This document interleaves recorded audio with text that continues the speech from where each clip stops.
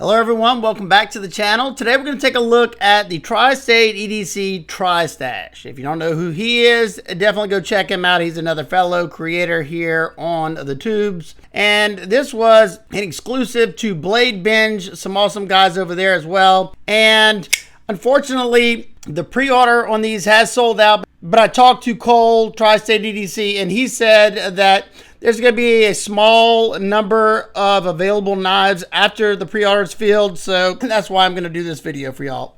The OEM on this one is Bestech Knives. We all know Bestech does a fantastic job with their OEM work. And as soon as I saw this, I pre-ordered one. I thought it was nice looking, plus it has a nice deep hollow grind. If you look how thin it is by that tip, this thing is going to be a slicing machine. We're not going to do the testing because this is one of its prototypes. If I do some testing, I'll test the one that I bought. But nice and thin, and it's a decent height hollow grind. Comes down to around 12 thousandths behind the edge.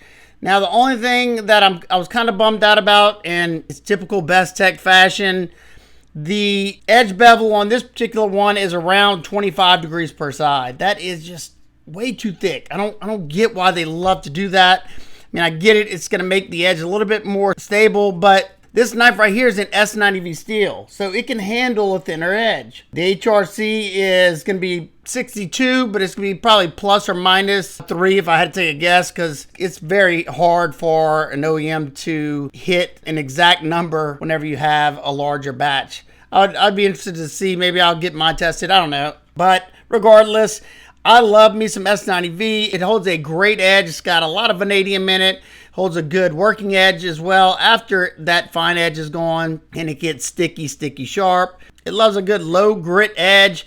I usually sharpen mine to about 400 to 600 grit, and then I strop it with 12 micron gunny juice, and they get stupid sharp. Even though this is at around 25 degrees per side, the positive on this is you can see how small that edge bevel is.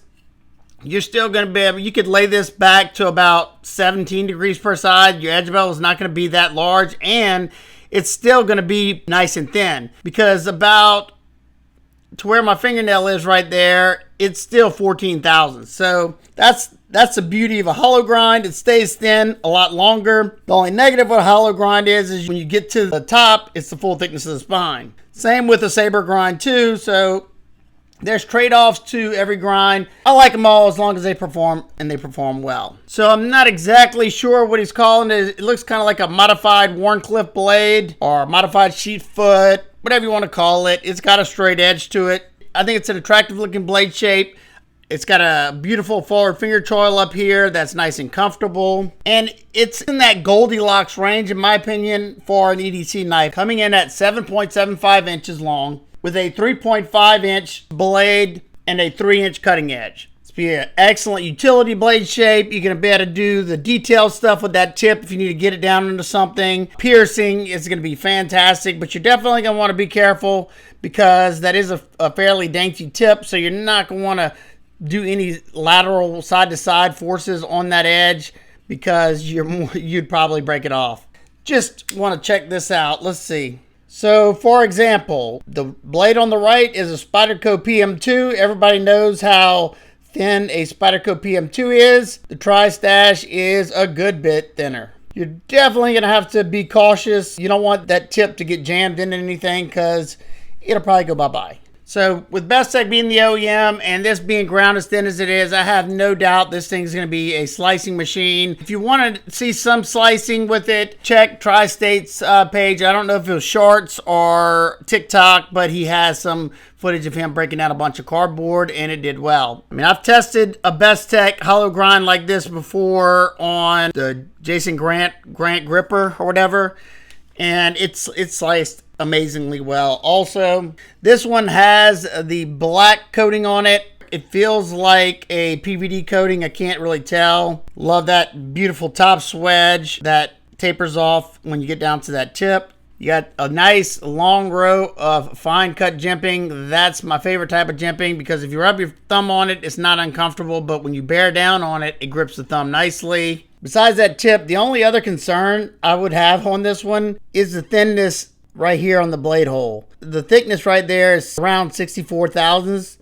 And, you know, it's probably going to be plenty tough enough. But, of course, you know, that's going to be its weakest link right there. That and the plunge grind. But it's probably never going to be an issue. You know, I don't think too many people are going to be using this type of blade as hard as you would need to probably get that to snap on you.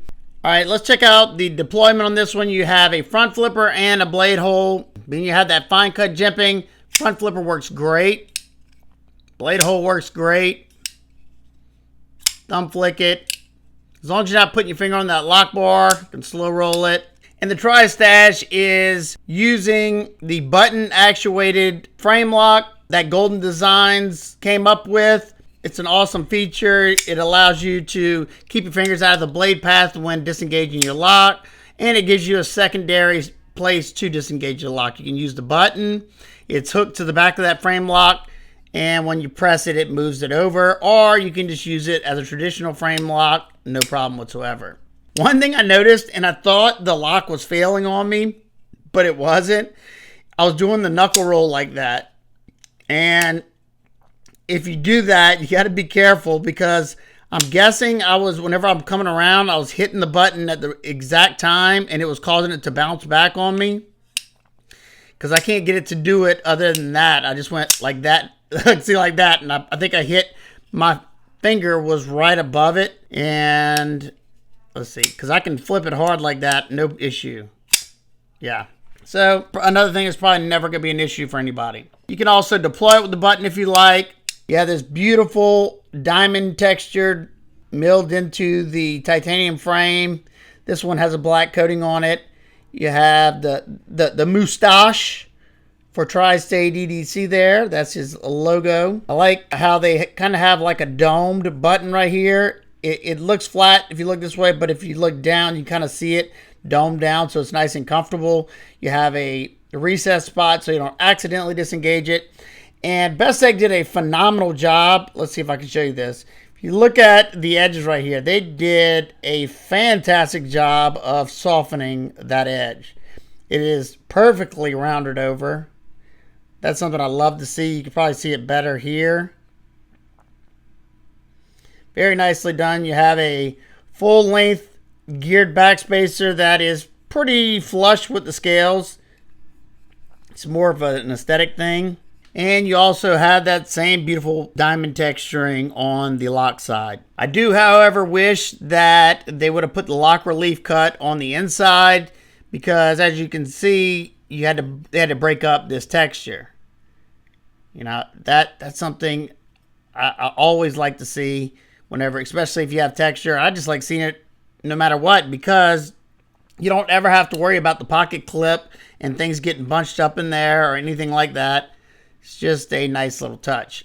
Now, that's not hurting the functionality of the knife whatsoever. It's just something I enjoy seeing. You have tons of pocketing on the inside. Look at that. Look how deep those pockets are.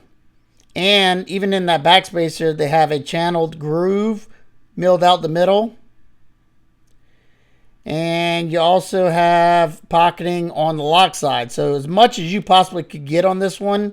And it looks like, I'm just noticing that instead of having like barrel spacers right here, that they tapped these screws into this back spacer, because I could see the screw heads in there.